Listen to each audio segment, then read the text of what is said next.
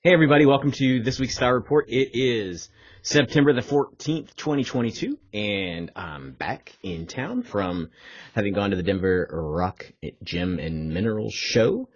And this week in the stars seems to be kind of calm. Maybe not. We shall see. I know for a fact since I've been back that it has not been calm for all of you. And just a review of why it probably has not been calm for all of you. We are currently in 7 retrogrades. That is when the planet moves backwards, according to our viewpoint from Earth in the sky. And those retrogrades are usually more of an inward-focused energy that starts to cause you to either remember, experience, or encounter things that are hidden or deep within you that haven't been solved in regards to the energy of what the planets bring. And some of those planets have been in retrograde for a while, so it seems like 2022, energetically or culturally, maybe it seems like there's been some balance that has returned to our view outside, but the cosmic energy of the planets has made it seem like there's no rest for the weary and the energy isn't evening out, and that is absolutely normal and expected. When you look up at the stars and see what's going on. And so just a reminder, the retrogrades are Pluto, Saturn, Neptune, Chiron, Jupiter, Uranus, and Mercury. Is that 7? 1, 2, 3, 4, 5, 6, 7. That is 7. 7 planets in retrograde, which is usually a magical number of transformation. So this is really a wake-up call to start to really listen to your intuition, to follow your intuition, and to ramp up for big changes that start to occur in October, when these energies, some of them begin to release from the 7 planetary retrogrades. And just also a reminder, Pluto is about regeneration and rebirth, right? So if you thought that the planet was different and weird and you just tried to survive over the last several years during worldwide shifts, then this rebirth, right, is a birthing process for yourself. What kind of person are you going to be despite or in spite or because of what you managed to accomplish over the last 2 years? Then we have Saturn, which is about moral obligations and authority, right? There is tons of questioning of authority in the cultural system as we look out of our eyes into the world. And that is, who are you going to be morally obligated to? Your neighbor, yourself, your loved ones. And then who holds true authority? Is it your deep spiritual power from within inside, your own sovereignty? Or is it institutional authority, or is it communal authority? Is it what are you guiding yourself by? Who has the final say in your life and in the cosmos? So that's a good one. And then Neptune would be next. Neptune. Psychic ideals, intuition, dreams, and delusions, right? So what are we dreaming about, and what have we been deluded about, right? And so we might not necessarily have been deceiving ourselves, but we might have been being deceived, and we're starting to see with our intuition, once we start to trust it, we're starting to get instances in our dreams that what we are working on is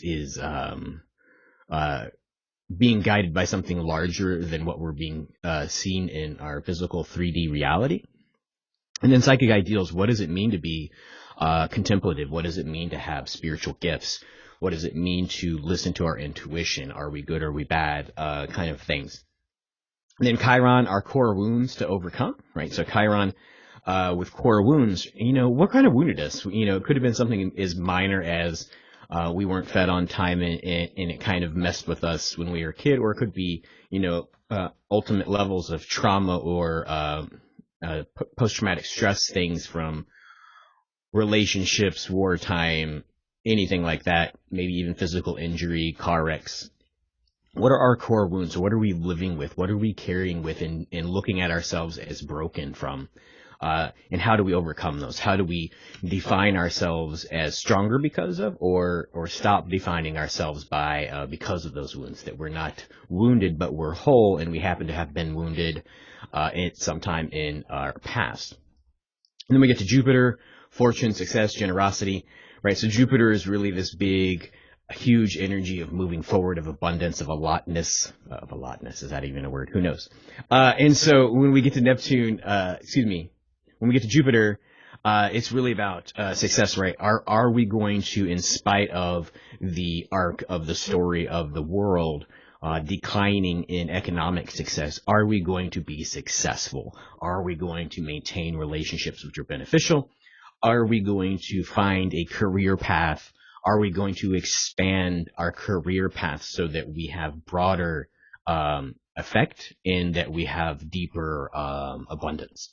So yeah, that energy. And then Uranus, extremes, breakthroughs, limitlessness, right? And so this whole idea that we're sort of this or that kind of choice points in the world are Uranus energy, extremity, and then breakthroughs, right? So realizing that the extremities aren't maintainable, then there's breakthroughs through the middle of balance, of centeredness, of finding out all those things of the previous planets, of what's going on inside you, right? You're not this or that, you're this.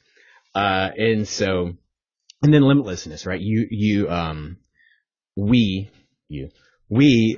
sometimes unduly limit ourselves in our idea of what is possible, and then of our idea of our worthiness or our deservedness or our skill set to create a limitless future.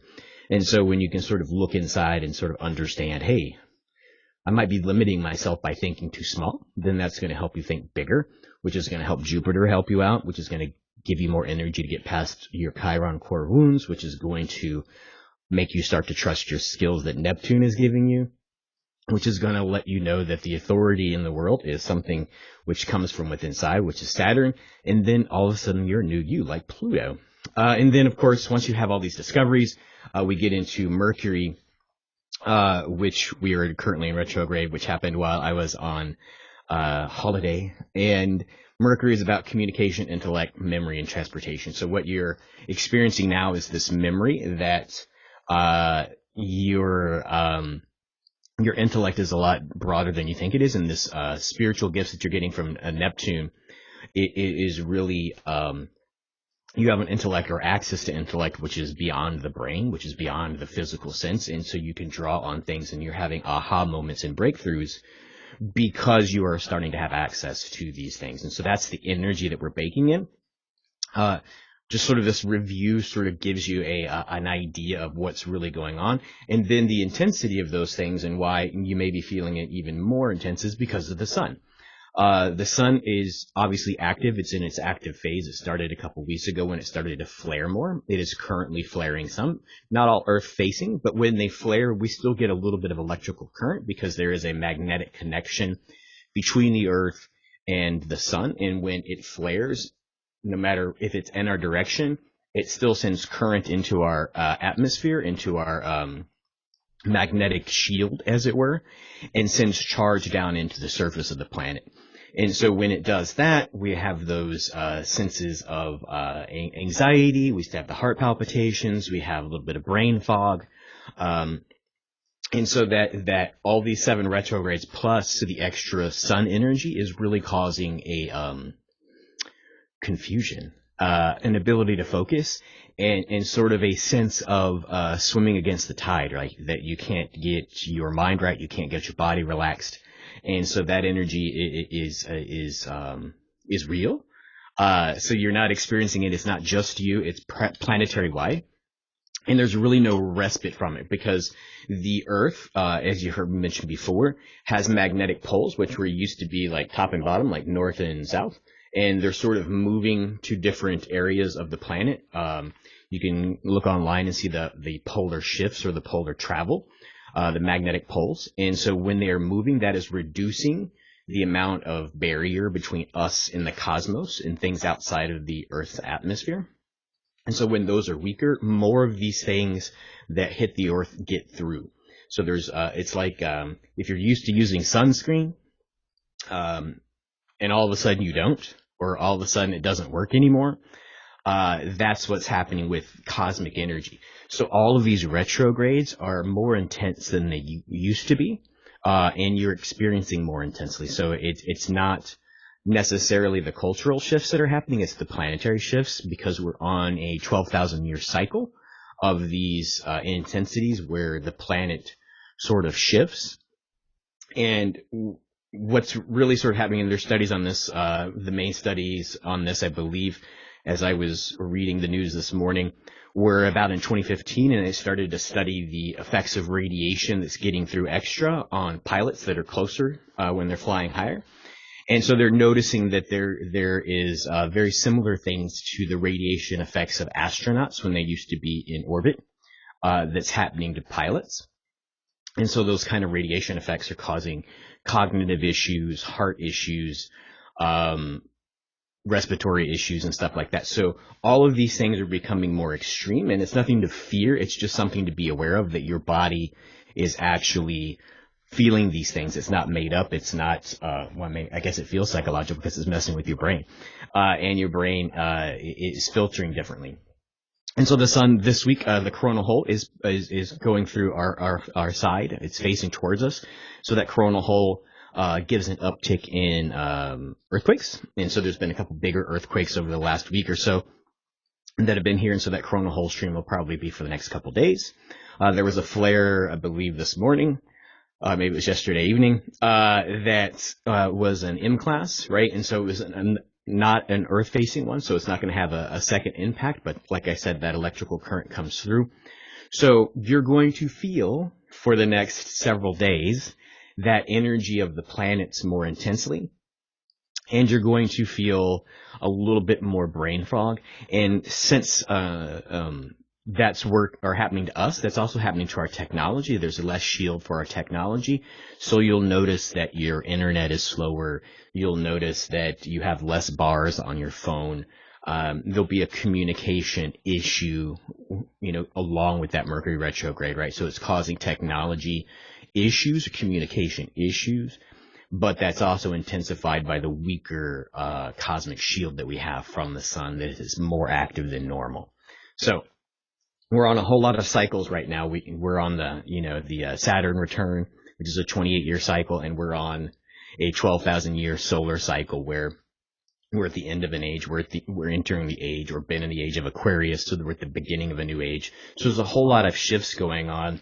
So my advice, lean into this rebirth that Pluto is giving you.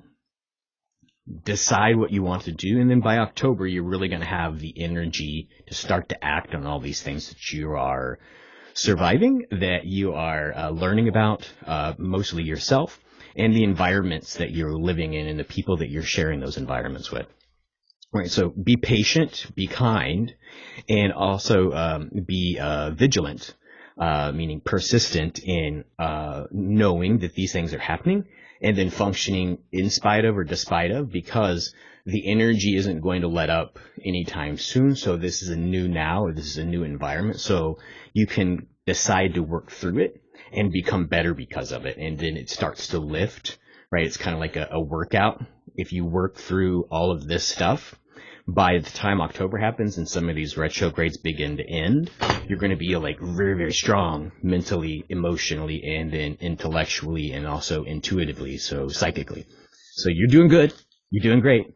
That's the report for this week. Just for those of you who are local here to Brenham, Texas at New Dimensions Crystals and Reiki, the hours have shifted. We now are open from 11 a.m. to 5 p.m. So that's an hour later in the morning that we open and an hour earlier in the afternoon that we close. I should be adjusting sometime today the availabilities of booking sessions. So that might make there be available more sessions during the week, either before or after the shop opens. Mondays and Tuesdays we are still closed for retail. But you can book for sessions on Monday and Tuesday, which has been where I take the bulk of my appointments to do my energy work and my energy healing. And then also Sunday we will be closed when normally we're open, but we will continue to have for the foreseeable future The Sundays at 7 meditation. Eventually we might shift that time or add different spiritual things that happen on Sunday, like transformational breathwork, which leads me to the last announcement. I think maybe the last announcement. You know how I like to talk and ramble. The next announcement would be that September the 22nd, the fall equinox, we are having here at the shop, which there are still a few slots open, a transformational breakthrough breathwork workshop, where we are going to do elemental rhythm breathwork for a breakthrough, and a follow-on where we're going to deepen what we experience, these breakthroughs, and sort of work with the energy that we create. And so look up online what transformational breathwork is, or elemental rhythm breathwork is online. See the details of people's experiences. They're usually unique and individual experiences, so I don't want to advertise too much, but you might have a metaphysical breakthrough, you might have an aha moment, you might have some physical release, you might have some physical changes, just through using your own breath, your own spirit, your own ruach through the lungs. So that looks like an exciting time. I'm excited about the people that have already signed up, and look forward to more of you getting to take part in that. And of course, after that session on the 22nd, which is a Thursday, from 6 to 8 p.m., we look for it to be a more regular occurrence where you can go to a shorter session and participate in that if you can't make it on a Thursday evening, the 22nd, on the fall equinox. I believe that is all I have to say, so I'm going to sign off for now. I feel like I've been talking a lot more. Maybe it's because I missed last week, but have a good week, and until next time, many blessings.